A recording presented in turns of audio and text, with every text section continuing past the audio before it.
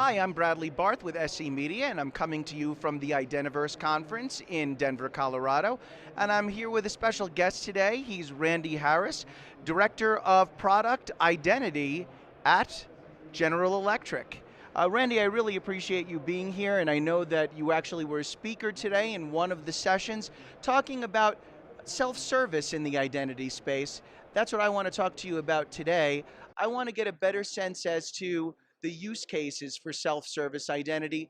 Make the best business case you can for me. How can it be used and employed in an organization? And talk about the benefits as if you were explaining it to a C-level executive who wants to know what they're getting out of it. Self-service identity works on a lot of levels because depending on the users, if you're vetting employees, sometimes vetting an employee can take up to 30 days. If you're doing self-service, you can automate a lot of that vetting. You can reach out in the background and do that kind of work. Or if you're working with a distributor, how do you know that that's the actual distributor that's registering for your system?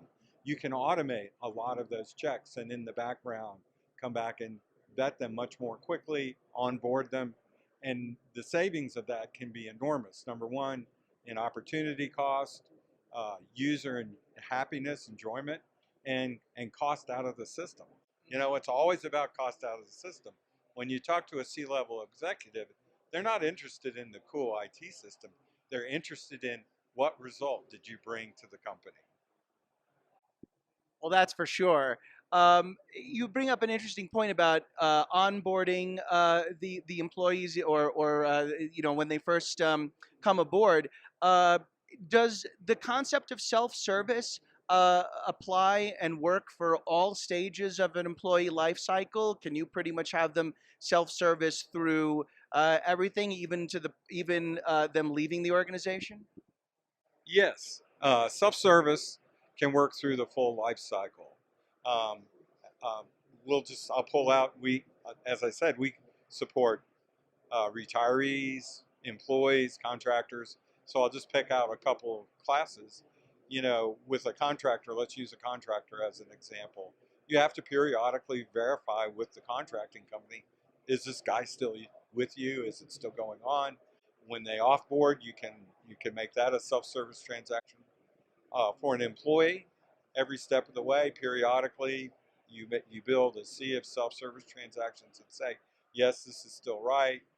Yes, you're still here. You can do the offboarding the same way. And in terms of access management, then all of that varies by the access the particular employee has or the contractor has. You have to go through a vetting process, and there's all sorts of different authorizations that you have to review.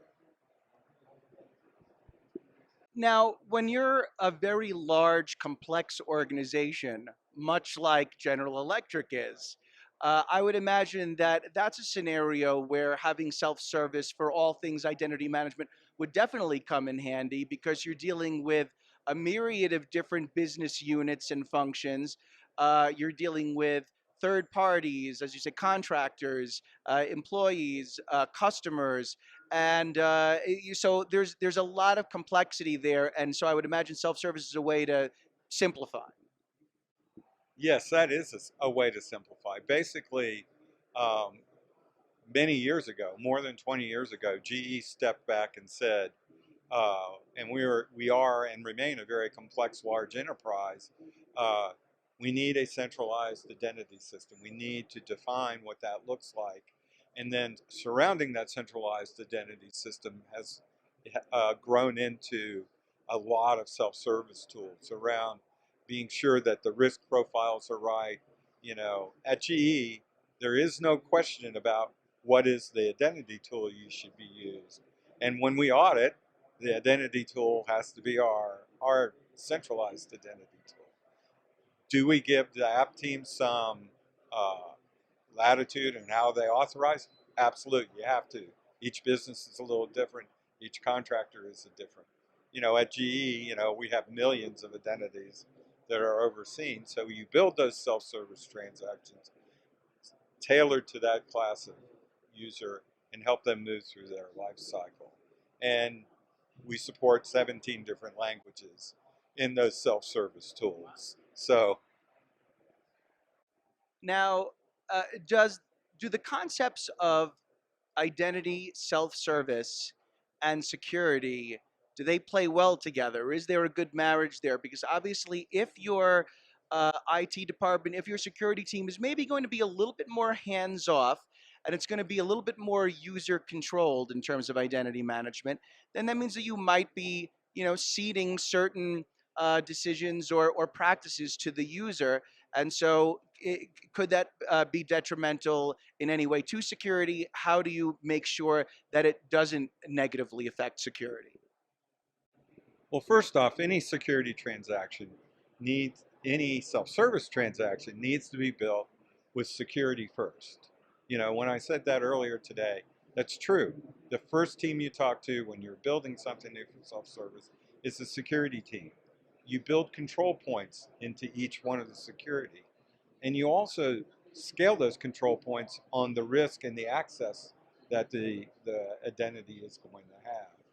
And we have a layered defense, right? We look for abnormal behaviors. We look for other things, not all of which I can say, but we do have a layered defense inside of GE to hopefully prevent the bad actors.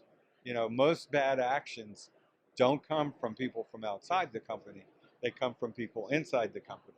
And you have to watch for that in the self-service transactions and just in the normal business transactions they do every day.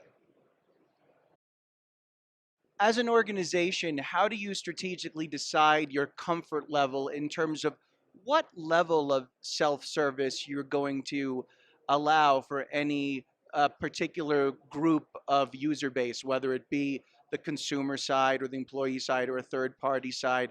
How do you decide what your tolerance level is for what you're going to allow the user to do versus where you want your identity or security or IT team to have more control? Well, you step back at any transaction and you look at number one, what's the business benefit of doing this online self-service?